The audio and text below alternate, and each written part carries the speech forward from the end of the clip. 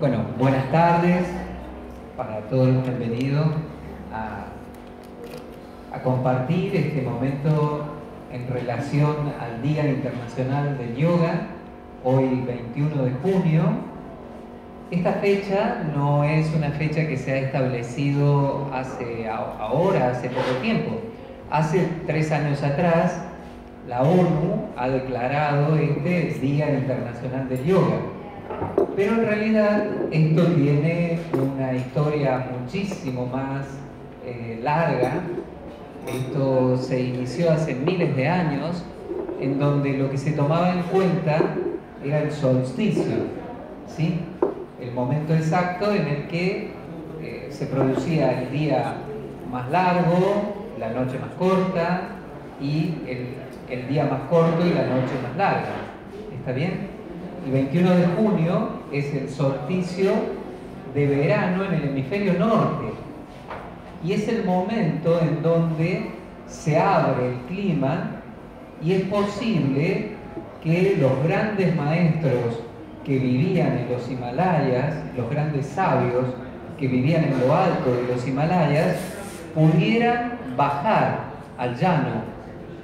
En realidad no bajaban al llano, pero bajaban un poco, la mitad del camino, y ahí en ese lugar, a la mitad del camino, en un lugar que se llamaba Rishikesh, ¿sí? El lugar de los silenciosos significa, ¿sí? En este lugar se encontraban los discípulos con los maestros, que pasaban el año en lo alto de los Himalayas, en lugares inaccesibles, viviendo dentro de los glaciares, ¿sí? Entonces, este era el momento en donde se abría el clima y permitía que pudieran bajar. Y luego tenían que volver a subir. Más o menos tenían una ventana de 20 días antes de tener que volver a subir otra vez. Y durante ese tiempo se encontraban con sus discípulos y transmitían las enseñanzas y daban la tarea para hacer durante ese año. ¿Está bien? Entonces era un momento realmente importante y siempre esta fecha fue como una fecha importantísima para todos los practicantes de esta ciencia. Aquí en el hemisferio sur, claro, es el solsticio de invierno. Este solsticio también es importante para los practicantes de yoga, pero es importante porque es el momento que deberíamos usar para el recogimiento. Es el momento donde está más frío, hay menos luz, entonces deberíamos quizás interiorizarnos un poco más, sacarnos un poco de lo que es la vida fuera, ¿está bien? Y volvernos un poquito más reflexivos, más introspectivos, reflexionar un poco sobre nuestro quehacer, sobre nuestras vidas, sobre nuestras dinámicas, ¿está bien? Entonces, bueno, los dos momentos son importantes. Tanto el 21 de diciembre va a ser aquí en el hemisferio sur, como este 21 de junio. ¿Bien? Bueno, muy bien. Vamos a empezar esta actividad en la forma tradicional, haciendo una pequeña sintonía, interiorizándonos un poco, conectándonos con esto que queremos abordar, con esta temática que queremos abordar. ¿Está bien? Que es el estudio de sí mismo, el estudio de la conciencia, el estudio de la capacidad de conocer, ¿sí? Entonces, les propongo sentarnos con la columna derecha solo por un instante, relajar los hombros y buscar, cerrando los ojos y llevando la mirada hacia nuestro interior, buscar nuestro propio centro, el centro de nuestro ser, y sentir que podemos ubicarnos por un momento en ese centro y sentir que al estar en ese centro desaparece la resistencia desaparece la fricción, todo fluye libremente, todo a nuestro alrededor fluye, nada nos hace resistencia, los sonidos pasan, las sensaciones pasan, hay un perfecto aquí y ahora, como si estuviéramos en el lugar correcto, en el momento correcto.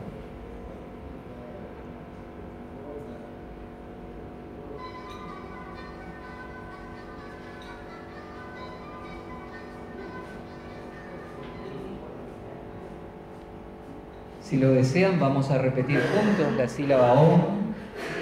Inhalen profundamente.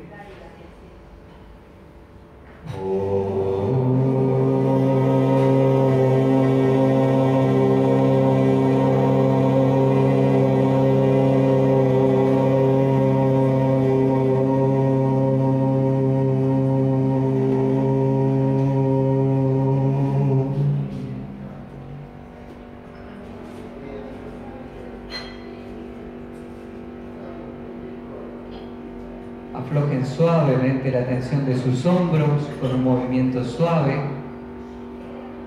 Con un movimiento suave de su cabeza, liberen cualquier tensión en su cuello.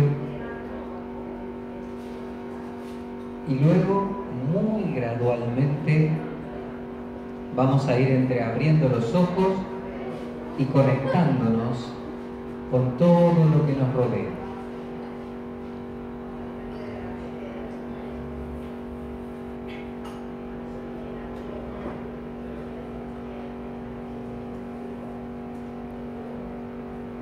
Muy bien. Bueno, cuando hablamos de yoga,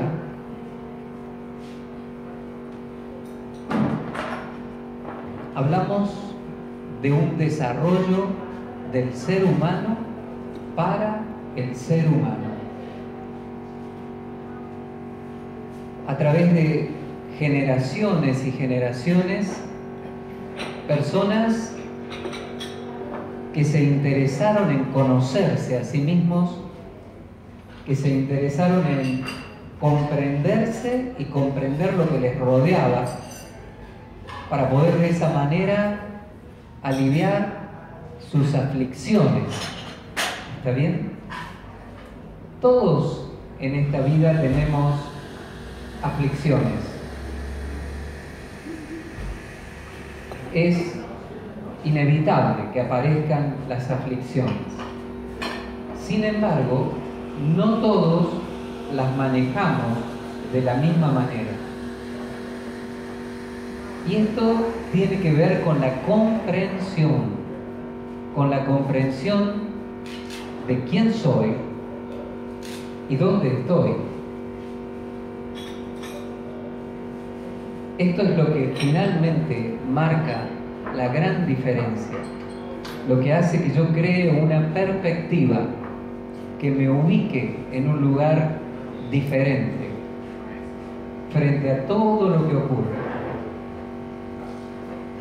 Aquí en Occidente hemos tipificado el yoga con alguien sentado, quieto, abstraído de todo lo que hay a su alrededor, en una montaña, en un desierto. Pero esto no es necesariamente así. En realidad,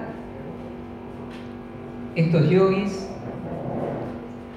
están en lo alto de las montañas porque de esa manera se relacionan solo con aquellos que tienen el fuerte deseo y que han creado el mérito para entrar en contacto con ellos. Y de esa manera no irrespetan la condición, el estado de los demás seres humanos. Sería como si de pronto nos propusieran un ejemplo que es casi imposible para nosotros de seguir en este momento. Esto podría ayudarles a algunos, los que estuvieran en la condición de llevar adelante o empezar a llevar adelante ese tipo de vida, pero en realidad podría poner en un gran problema a todos los que no. Esto sería como si intentáramos hacer madurar un niño antes de tiempo, ponerle en una situación que no puede manejar, que fisiológicamente, biológicamente, biomecánicamente no puede manejar. Y por esa razón, estos hermanos mayores de la humanidad eligen permanecer separados, al alcance solo de los que están listos para ir a encontrarles. Pero, a través de sus discípulos, van proyectando esa sabiduría, ese conocimiento que nos servirá de ayuda para aprender a manejar estas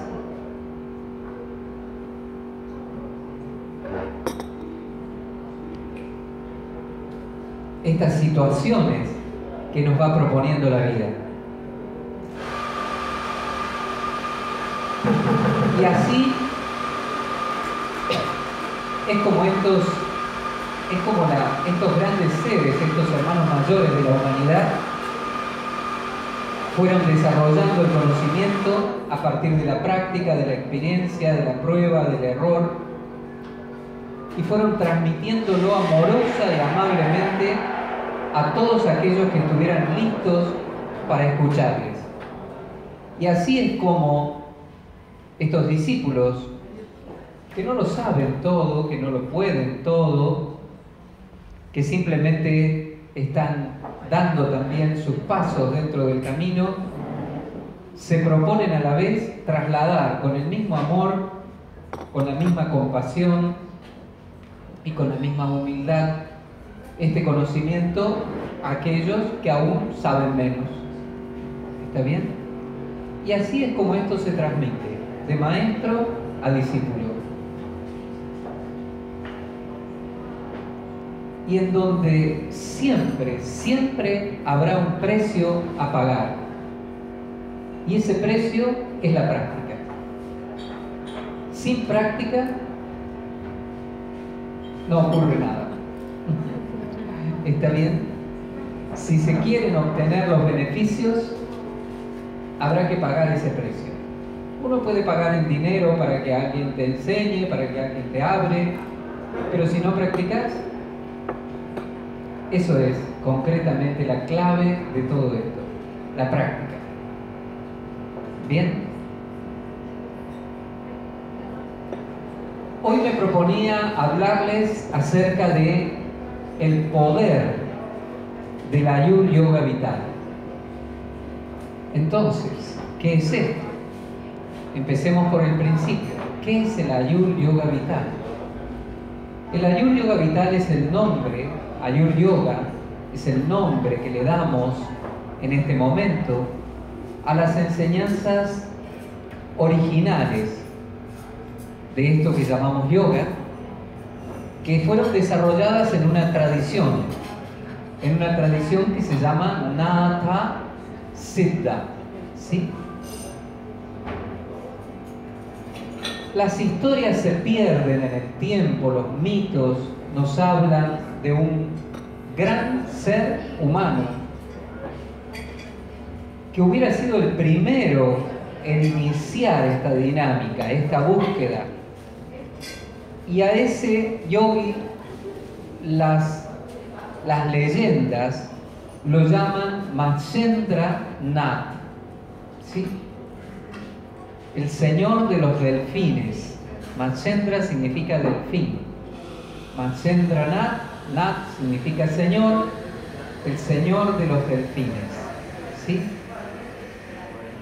Hay muchísimas ideas acerca de por qué se llama Matsyendra Nath, ¿sí? Pero bueno, una de ellas nos dice que el delfín es considerado, así como por ejemplo el león es el rey de la selva, el delfín sería el rey de los océanos, ¿sí? El ser más inteligente que habita los océanos. Y los océanos, el agua, los yogis lo asocian con las emociones.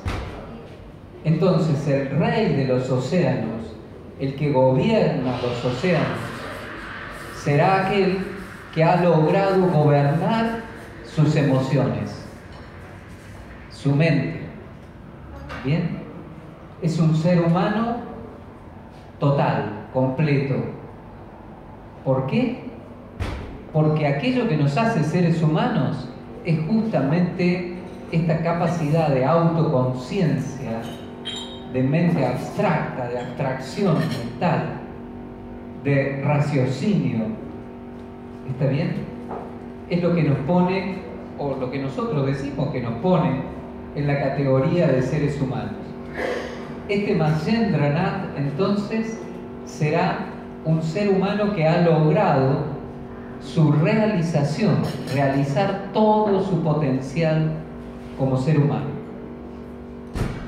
Sus enseñanzas están vivas hasta el día de hoy en una tradición única e ininterrumpida, que nunca se cortó, que siempre existió y existe hasta el día de hoy, que se llama tradición Natra, ¿sí?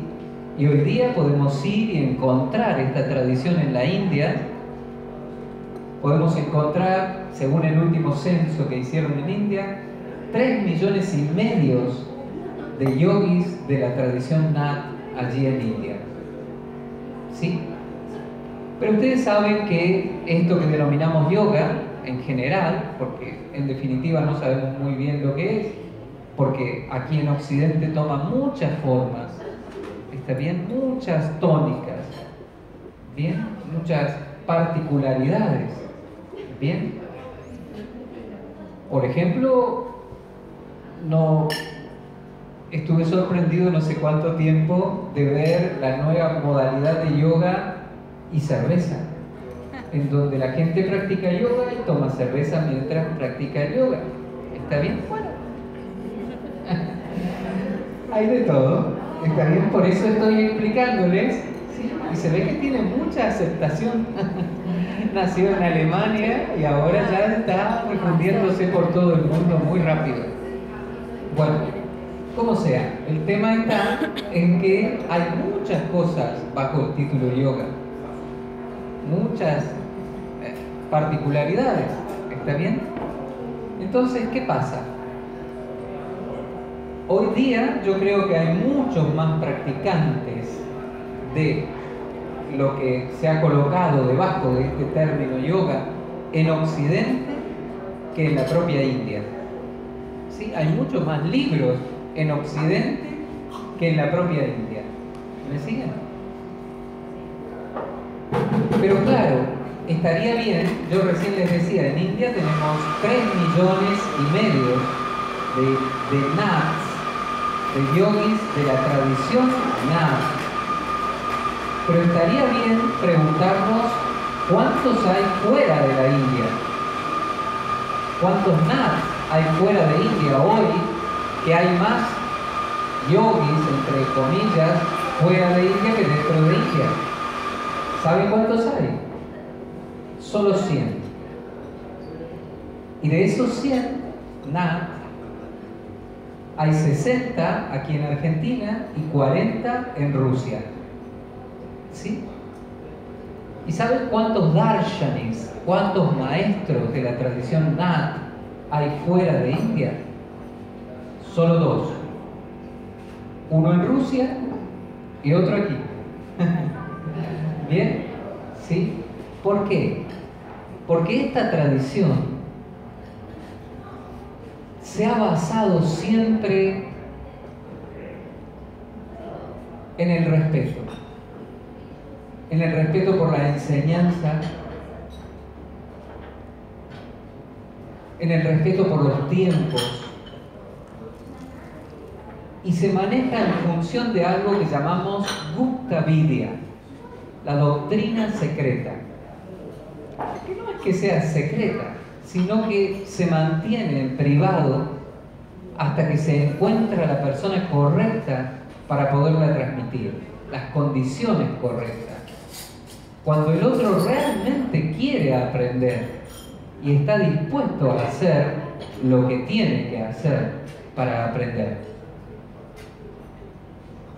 Yo aquí en Argentina he formado 12.000 docentes de Ayur Yoga. 12.000.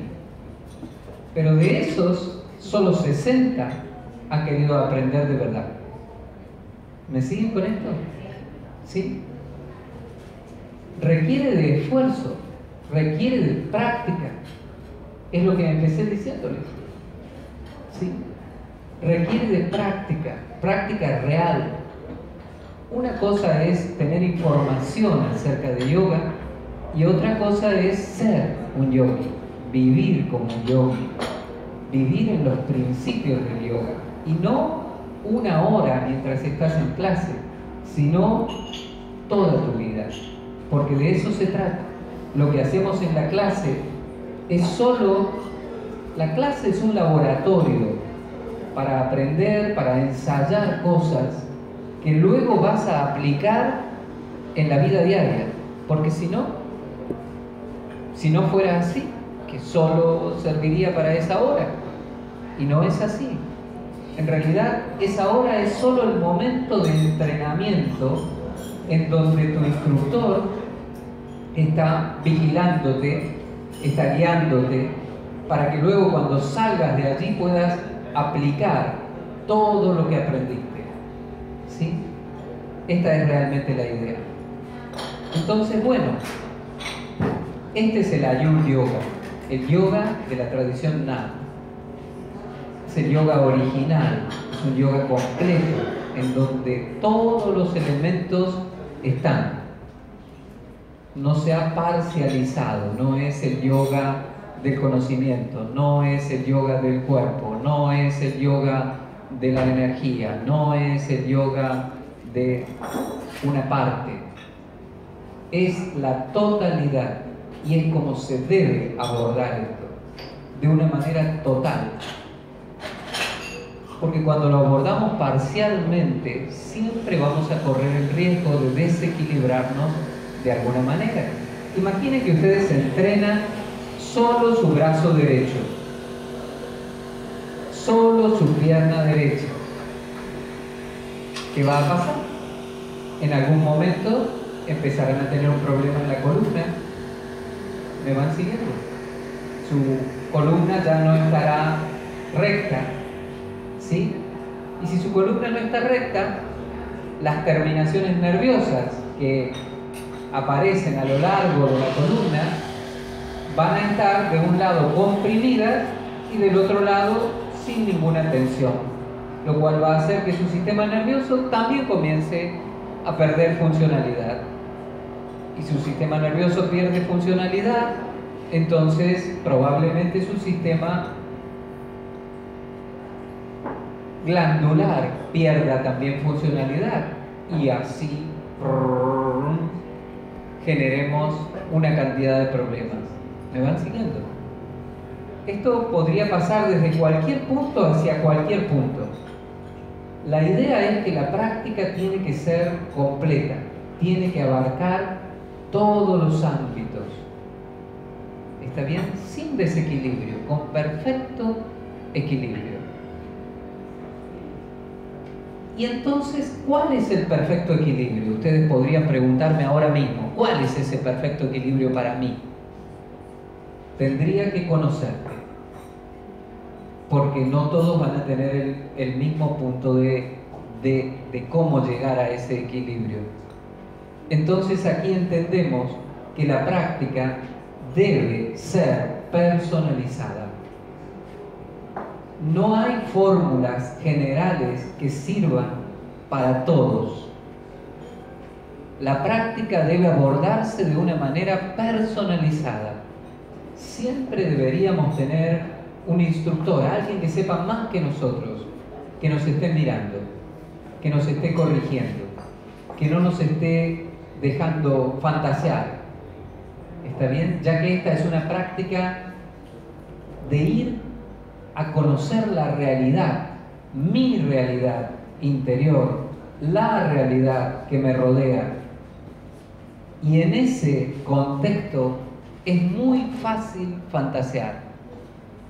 Entonces el maestro es el que está allí, a veces con un palito, como decía aquí recién mi estudiante, ¿sí? Que el hijo no quería ir porque ella había contado que yo les había pegado con un palito para corregirles en la postura. Por supuesto que no les había pegado, les había corregido nada más. Está bien.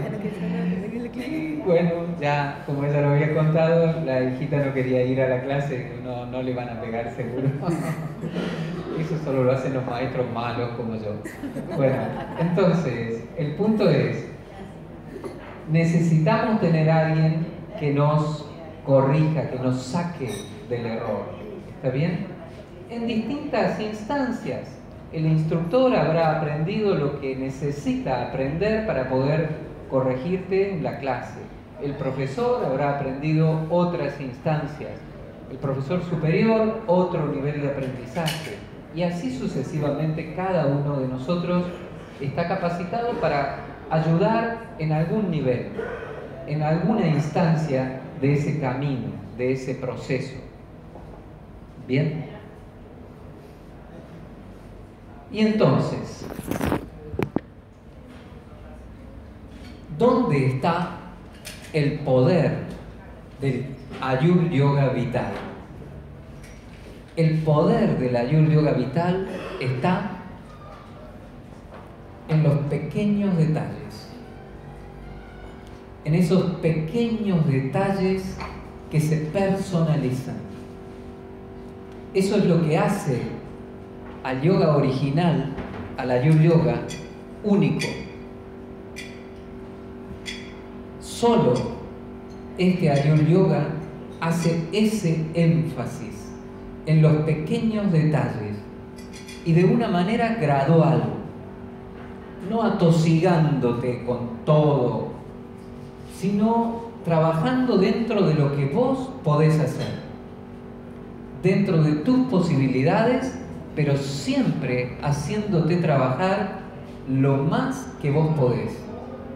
Y de esa manera es que se logran los avances, trabajando lo más que cada uno puede y de una manera absolutamente personalizada. ¿Bien? Ese es el secreto que hemos mantenido durante miles de años en nuestra tradición. Y como digo, es un secreto abierto, porque luego hay que hacerlo. Y ahí es donde está el kit de la cuestión. Ahí es donde hay que entrenarse, donde hay que practicar muchísimo para poder lograrlo. ¿Bien? Este no es un yoga fácil. Este es un yoga de verdad. Es para los que realmente quieren avanzar, para los que quieren autotransformarse. ¿Bien? Actualmente las neurociencias han empezado a verificar, por ejemplo, los efectos de nuestro Ayur Yoga en el cerebro. Han empezado a poder medir estos efectos, a entender cómo es que se ocurren estos cambios, cómo es que una persona que se sienta y sigue una técnica particular de meditación, ¿sí?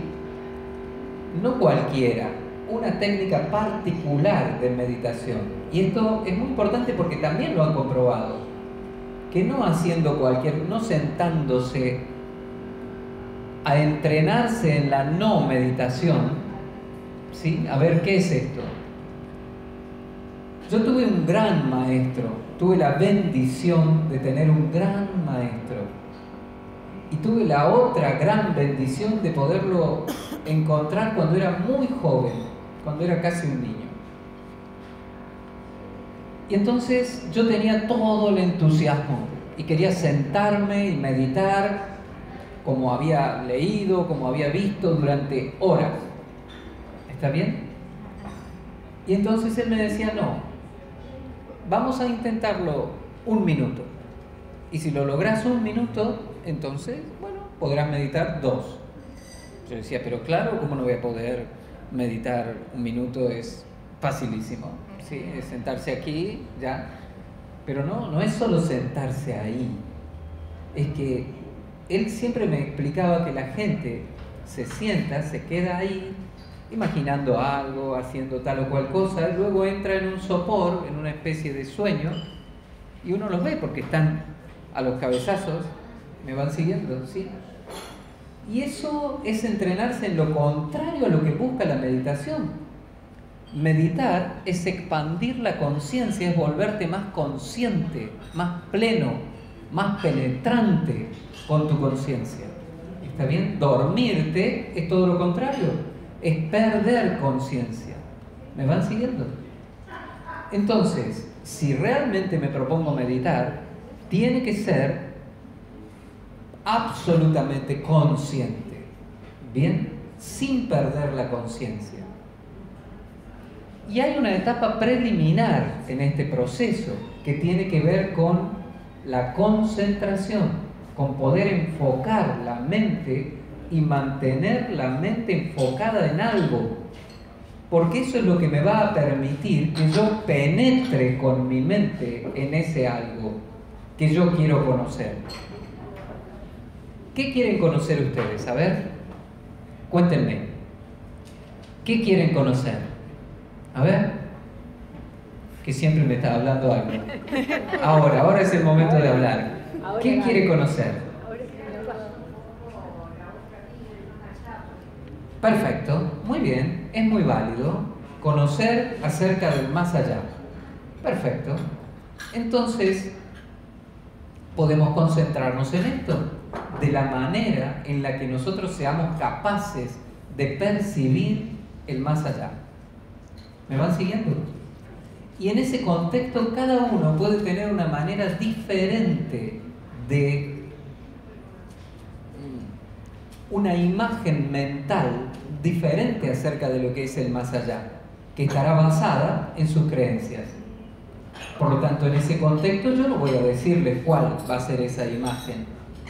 Ustedes tendrán sus creencias y a partir de ahí enfocarán su mente en eso que ustedes creen en relación al más allá. Y ese será su objeto de concentración. ¿Me van siguiendo? En el cual deben penetrar con su conciencia. Pero si luego la mente dice, pero también estaría bueno tomarse un té, listo, ya perdieron la concentración. Y hay que empezar de nuevo. ¿Me van siguiendo? Porque el penetrar en eso que quiero conocer tiene que ver con el tiempo que yo pueda permanecer enfocado ahí. ¿Está bien? Entonces, ¿les parece que pueden permanecer 1 minuto entero, 60 segundos, enfocados en un único contenido mental? Quizás sí, quizás no. Muy bien, habría que ver con mucha atención. Pero bueno, ahí está la prueba que me puso mi gurú, mi maestro. ¿Está bien? Me dijo, a ver, ¿usted puede hacerlo? Y yo que dije, sí, ¿cómo que no? Entonces me dijo, bien, hagámoslo. Entonces ahí me sentó, cierre los ojos, concéntrese en esto, en lo que había elegido yo concentrarme, así como la señora que eligió una cosa, cada uno podría elegir lo suyo. Me concentré en lo que yo había decidido concentrarme. Y entonces pasó el minuto, él hizo un sonido para denotar que el minuto había pasado.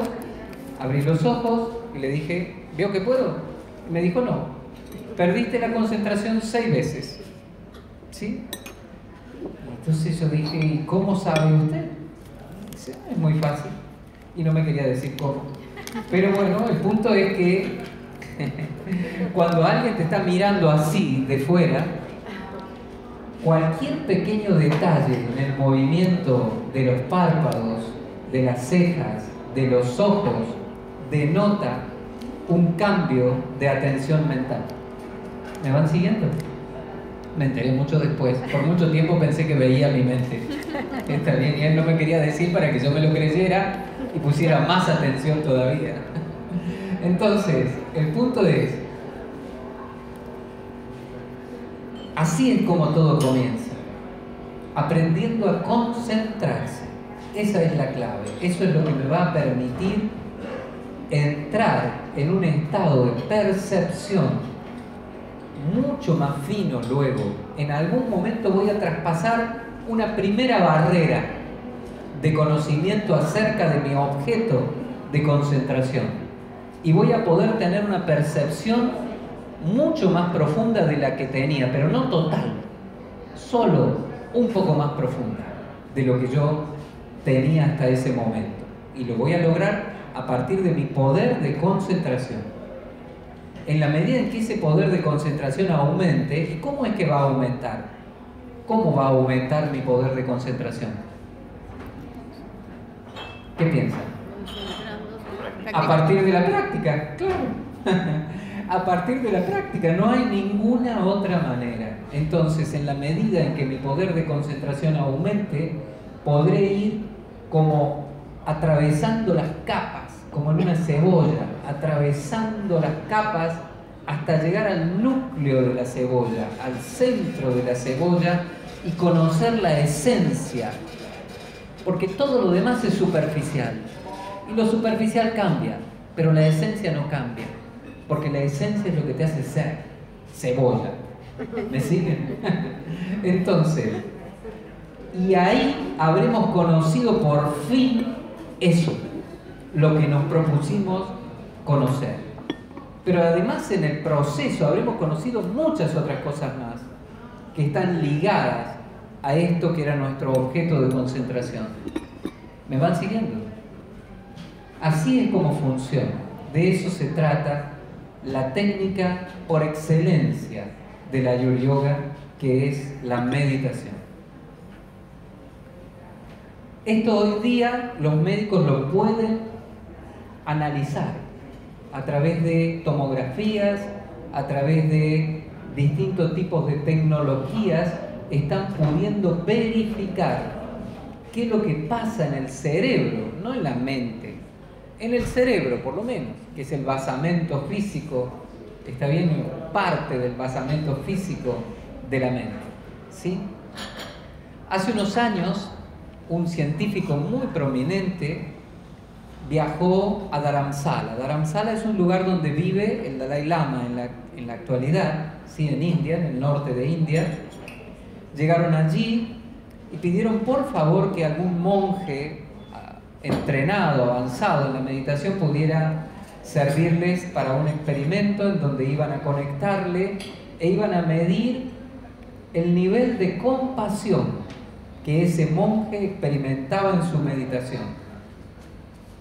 Ellos dijeron, sí, con mucho gusto podemos hacer esto. Y entonces en una gran sala donde había 60 monjes, uno de ellos se prestó para el experimento y los científicos empezaron a colocarle los electrodos en la cabeza. Y de pronto los monjes empezaron a reír y cada vez se reían más y más, y ya algunos se caían al suelo, y son muy expresivos los tibetanos. Yo no estuve ahí, pero me los imagino. Algunos se tiraban al suelo y se reían muchísimo, porque ellos son así, expresan muy fácilmente lo que sienten. Y entonces, bueno, los científicos también se reían al principio, hasta que ya, bueno, les pareció como excesivo que se rieran tanto, y se empezaron a poner serios, y pensaron que se reían del que le habían puesto, imagínense, alrededor de 50 electrodos en la cabeza, uno al lado de otro, y quedaba un poco cómico. Entonces pensaron que se estaba riendo de la imagen de la persona, y de hecho pensaron, bueno, no está tan bien que se rían así de esta persona. Y no se reían del monje con los electrodos. De hecho, hasta el mismo monje con los electrodos se reía. Se reían porque los científicos querían medir la compasión poniendo electrodos en el cerebro. Entonces ellos dijeron, no, miren, con electrodos ahí no van a poder medir nunca esto, ¿está bien? Entonces tienen que sentarse y meditar, y entonces podrán entender de qué estamos hablando y qué estamos haciendo. De todas maneras, los científicos hicieron su experimento y sí descubrieron que se activaba especialmente uno de los hemisferios cerebrales, el que estaba ligado a los estados de alegría, de paz, de sensibilidad, y se desactivaba el que tenía que ver, las áreas del cerebro que tenían que ver con el enojo, que tenían que ver con la tensión, con el estrés. Las áreas que ellos habían detectado que en personas altamente estresadas estaban muy activas, se desactivaban, pero hasta prácticamente apagarse. Y las otras áreas se hiperactivaban. ¿Está bien? Por lo menos esa medición pudieron lograr. Y definitivamente esto tiene que ver con el efecto, la respuesta química y física de lograr un estado compasivo. Compasivo es de amor. ¿Está bien? Compasión para nosotros en Ayurveda Yoga Vital es cuando logramos materializar el sentimiento del amor. Materializarlo, concretarlo en algo pleno. ¿Está bien? Entonces les voy a proponer ahora, como hoy tengo el tiempo muy justito porque tenemos luego una clase ahora enseguida en relación al desarrollo de la mente positiva, pero una clase práctica ahora ya.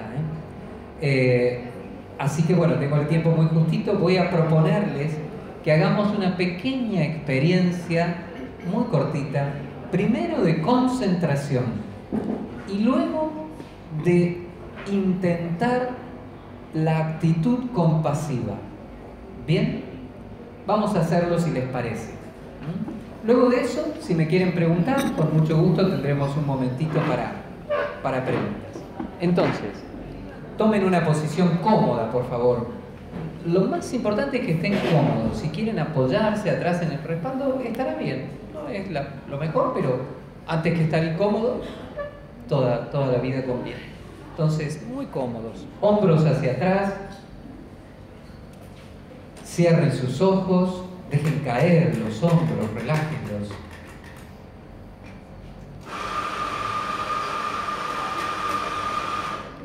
Lleven la mirada hacia su interior.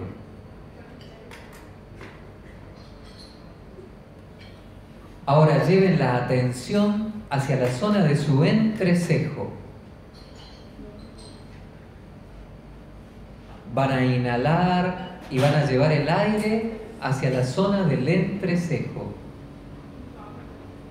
Y van a tocar allí en el punto más alto de su nariz, con el aire que entra y con el aire que sale. Van a sentir como que dan un masaje con el aire en el punto más alto de su nariz. Y toda su atención debe estar allí. Toda su atención debe estar allí. Máxima concentración. Máximo foco. Toda su atención está puesta en el roce del aire, en el entrecejo o en el punto más alto de su nariz, al inhalar y al exhalar. Mantengan su mente en perfecta concentración. Perfecto foco.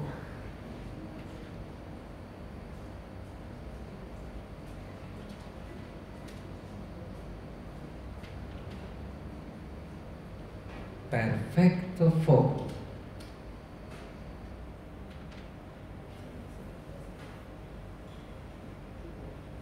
Sientan el roce del aire en el punto más alto de la nariz. Tanto al inhalar como al exhalar. Toda su atención está allí.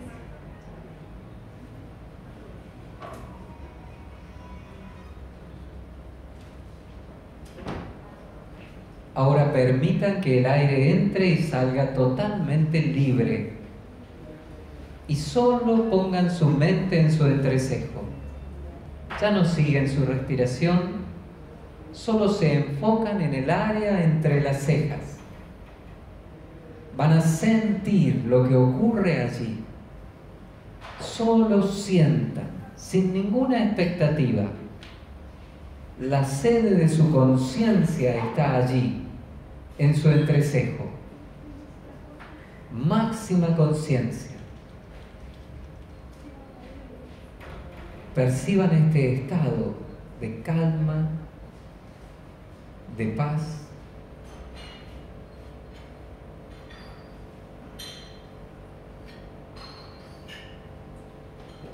Con la mente enfocada en su entrecejo.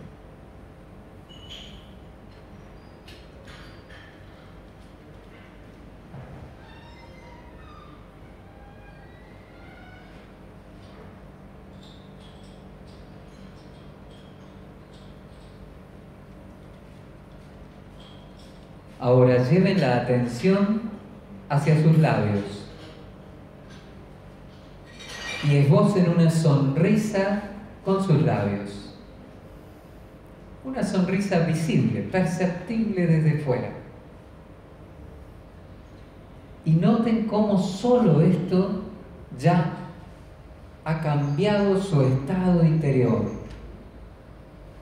Sientan cómo una simple sonrisa detona una inmensa cantidad de conexiones neuronales.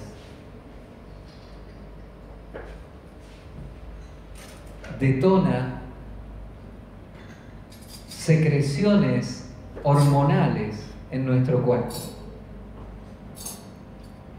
Genera una actitud mental positiva, distinta a la que había antes.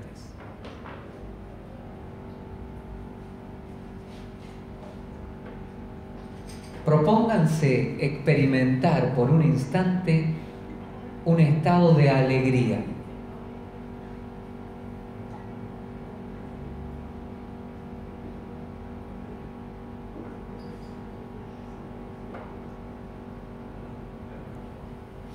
Imaginen un estado superior al de la alegría, un estado de felicidad,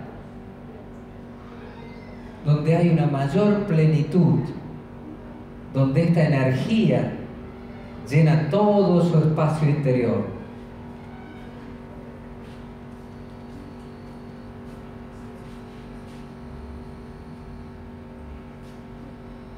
Experimenten por un momento el amor.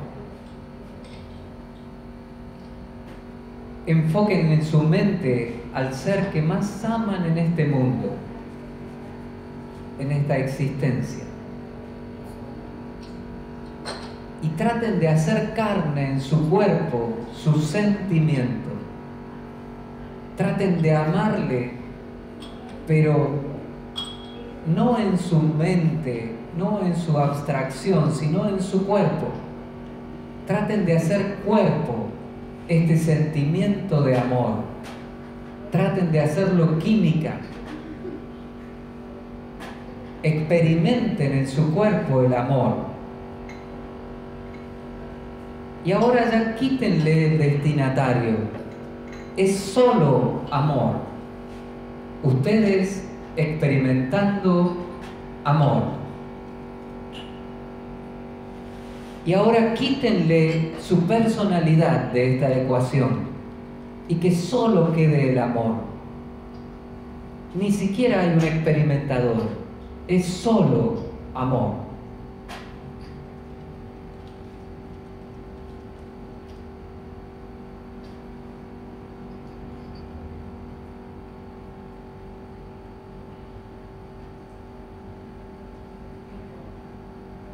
Vuelvan a esbozar esta gran sonrisa, siéntanse disfruten por un instante de esta experiencia. Experimenten la paz, el amor,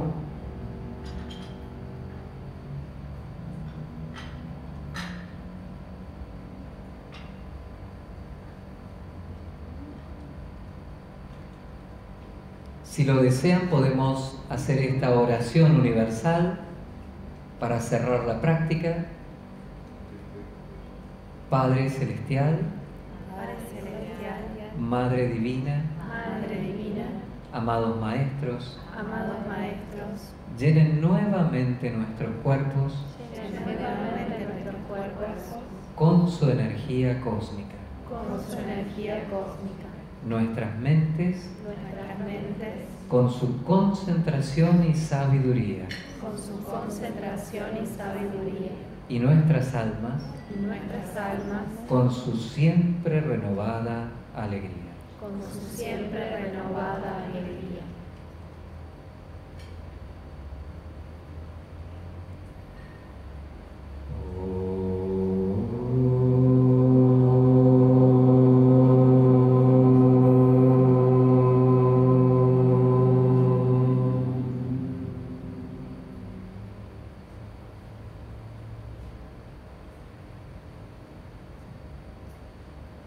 Muy gradualmente vayan moviendo un poquito sus hombros, su cuello, liberando cualquier rigidez que haya quedado en el cuerpo. Y cuando llegue su momento, entreabriendo muy gradualmente los ojos y reconectándose otra vez con todo lo que les rodea.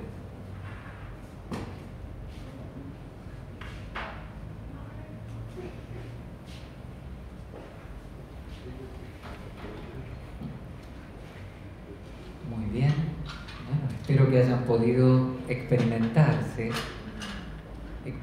estos estados internos que son de ustedes, que pueden recrearlos cada vez que lo deseen, solo se lo tienen que proponer. Esto es de lo que se trata.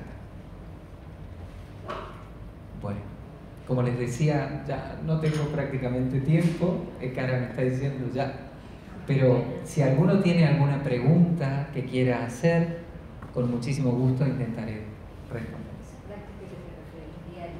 Sí. ¿O más? Sí.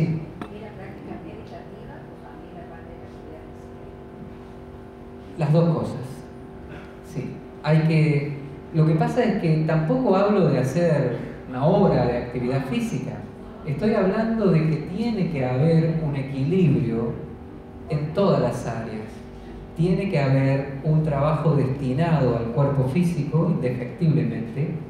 Tiene que haber un trabajo destinado al campo mental, la concentración. Y tiene que haber también un trabajo para el campo de las emociones, de los sentimientos, del espíritu en sí, del que siente, como este que acaban de hacer, por ejemplo. ¿Está bien? Tienen que darse estos tres aspectos en equilibrio, y ese equilibrio no es igual para todos. Alguno va a necesitar más de una cosa o otro de otra. Dependerá de su condición, dependerá de su edad, dependerá de muchos factores. ¿Bien? ¿Hay algún momento del día que es mejor practicarlo para lograrlo? Bien, me pregunta aquí si hay algún momento que es mejor. ¿En qué momento del día vos te sentís más despierta? ¿A qué hora? Respondiendo a esa pregunta, te estoy respondiendo en qué momento sería el mejor. Si no se puede en ese momento, bueno, lo más cerca que se pueda de ese momento. ¿Está bien? Ese es su mejor momento. ¿Bien? Por otro lado, hacerlo a la mañana temprano es muy bueno porque tendencia el día muy favorablemente. ¿Bien? Y de nuevo la noche. ¿Cuánto nos ha llevado a hacer esto? 5 minutos. Le podemos poner 5 minutos más de trabajar un poco las articulaciones, activar un poquito la circulación, y 10, 15 minutos no más hace falta para tener lo mínimo que es necesario para empezar a ir en pos de un progreso. Bien, bueno, me ha encantado compartir con ustedes. Estoy muy contento de que estén aquí, de que estén interesados, y me ha alegrado la presencia de todos aquí, pero especialmente aquí de Miriam, que nos conocemos de hace muchísimo tiempo y hace mucho que no la veía, y ella también hace muchísimos años que está en esto, en lo mismo, que compartimos esta vida, ¿sí? Así que bien, muchísimas gracias, Miriam, por venir. Gracias a vos. Bueno, muchísimas gracias.